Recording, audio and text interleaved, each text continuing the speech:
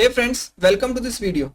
In this video, we are going to learn about evaluating semantic segmentation model. For this task, we are going to use a TensorFlow model which is trained on the polyp segmentation dataset. And we have a set of images. These are 20 images and 20 masks, and we're going to use these set of images and masks to test the performance of our trained model. I already have a video on polyp segmentation. If you want to watch that, click the I button or check the description. These are all the libraries which we require. I already have imported them. And next is the function called IOU, which we are going to use while loading the model. So first we are going to load the model with custom scope object IOU. Yes, IOU specified above. Now model is equals to tf.keras.models. Okay, it should be dot load model, and name of the model file is model.h5. Now let's print the model summary. Okay, let's see. Okay, so our model is loaded successfully without any error. So the input the model takes is 256 by 256 by 3. 3 means it take an RGB image, and output is 256 by 256 by 1. So it's a binary segmentation problem, only one class. Now let's load the data. Test x is equals to globe. Inside globe, we're going to specify the complete path for the images, that is C BC 612/images/. Okay, now we're going to sort all these paths. Next we're going to load the mask. Again same code, just replacing the images with the masks. So now we have these images and masks. Next we're going to write two functions. First is going to be the read image and second is read mask. So def read image, first is path. Okay, x is equal to cv2.imRead path cv2.imRead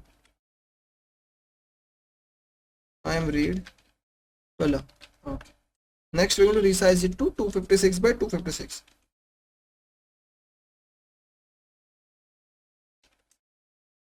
Okay, now we're going to normalize the image. X divided by 255.0. So 255 refer to the maximum pixel value. Next we're going to expand its dimension on the axis 0. So now the shape of the image array is like 1, 256 by 256 by 3. Now let's return this image x. Next the function is read mask. Okay, it also take path. Copy these lines from here. These are basically same, just reading it as a grayscale image. Okay, we have resized it and normalized it. Next we are going to make it a discrete value for the mask, either 0 or 1, by using a threshold of 0.5. Now let's convert this array into a integer 32 data type.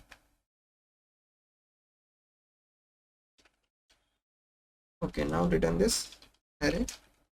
Okay, so we have these two functions ready. Now we're going to loop over these test x and test y for x comma y in zip. Test x, test y. We're going to use our progress bar to check how many images are done and how many are left. Total is equals to length of test x. Now let's extract the name, image name. X is the image path, so we're going to split it on the basis of slash. Okay, and the last value in this split list is going to be image name. So let's print the image name. Let's break the sentence here and run it. Okay, so you can see the image name with the extension, the complete name. Next we're going to read the image and mask.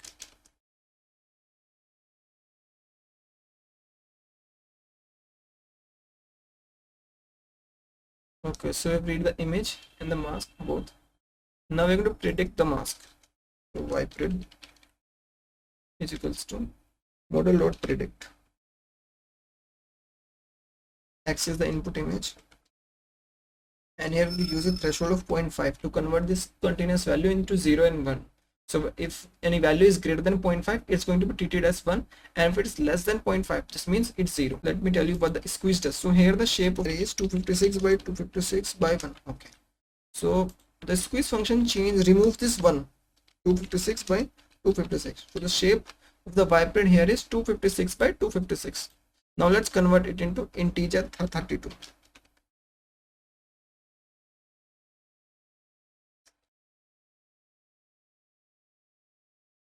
Okay, so now we have our image, the ground truth and the predicted.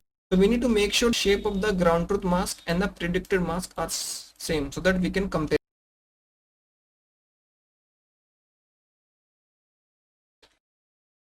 Now let's check this shape.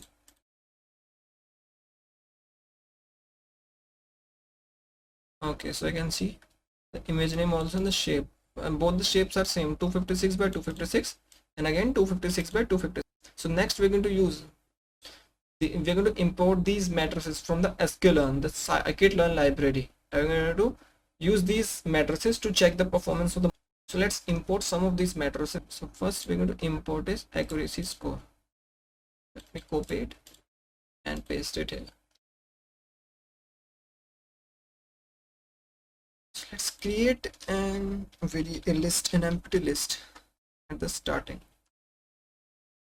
So we have this score variable, and in the score variable we're going to keep our score and the name of the image and all the information required an image for an image. Now let's calculate the score. So accuracy is going to be accuracy score. So let's check it. So you're going to need by true and vibrate, and it says it's going to be needed in the form of 1D array, and our masks are in the form of 2D array. So let's flatten them before this function. So y is equals to y dot flatten. So ypred is equals to ypred dot flatten. Okay, now these are flattened. So let's give them y and ypred. Score dot append the first we're going to give it the image name, the name of the image, accuracy value.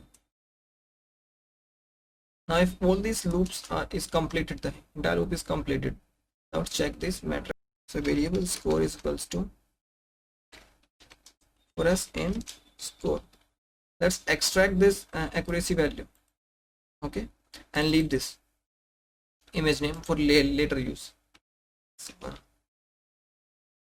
Now with this score, you take a mean over it. Score is equal to np mean score at the axis 0. Okay, it's now print, not printf. Accuracy, it's going to f string score 0. At the 0th index we have the accuracy value.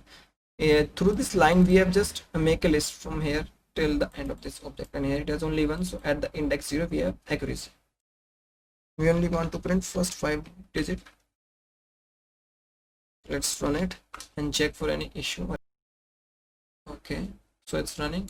So you can see the accuracy of the the mean accuracy over these 20 images is 0.961583. So like this you can use other matrices and calculate their value.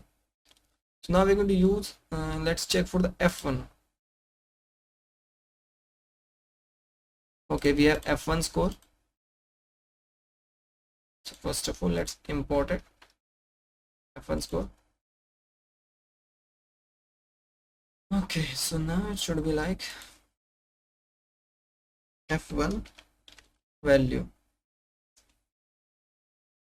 F1 value should be f1 score, and now let's see it. It also take a 1D array of y true ypred. So ypred, and next what it take is labels, as it is optional. So in case of us we have labels as, let's see something next. Okay, the average. So average here is binary. We have average as binary. Okay, so we have calculated the f1 value. Let's append it to the list, and like this we are going to print the f1, the mean f1 over these 20 images at index 1.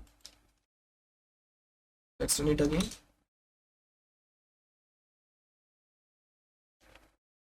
Okay, you can see the accuracy is 0.9615, same as above.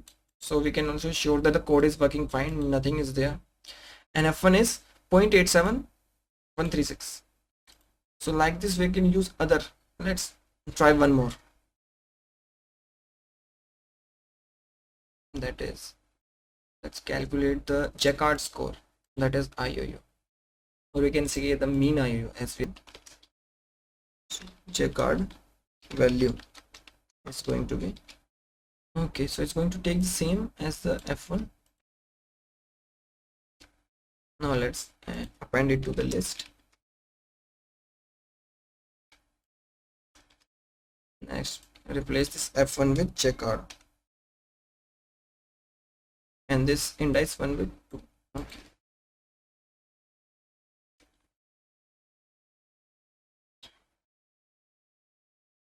Okay, so you can see we have accuracy F1 and Jacquard. So the Jacquard is 0.81028. So like this, you can calculate, you can use other matrices available in the Scikit learn and calculate their value. Okay, so you have a lot of matrices, you can try those.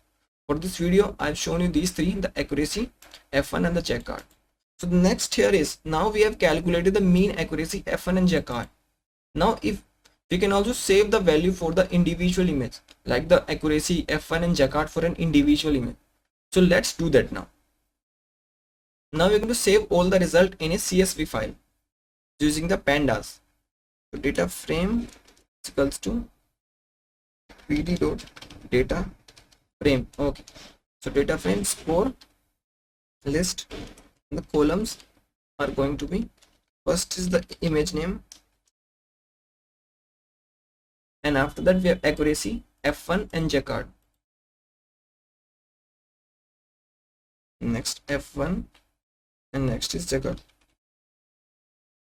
Okay, now we can save this data frame to a CSV file. Let's name it score.csv. Let's run it and check for any issue or error. Okay, it's running. Okay, you can see we have accuracy of and Jacquard again, and no issue. This means we can say the file is saved. Okay, so I will show you the file here. So we have this CSV file saved, and okay, let me just zoom it here. Okay, so we have 20 images here from 0 to 19. We have their name, and we have the accuracy F1 and Jacquard for these individual images. So with the help of this you can see which image is performing better and which image is not. Like here we can see, if we check the accuracy, we have minimum to minimum of 0.78 is the minimum, and for the F1 this is the minimum value. The first one, the image F3 F5_3_10 frame.jpg is performing well if you compare them to other. So you can use this file to check all the performance. So that's all for this video. I hope I was able to give you some new information, and if I did, then please grab the subscribe button. Till then, keep calm and let the AI take over the world.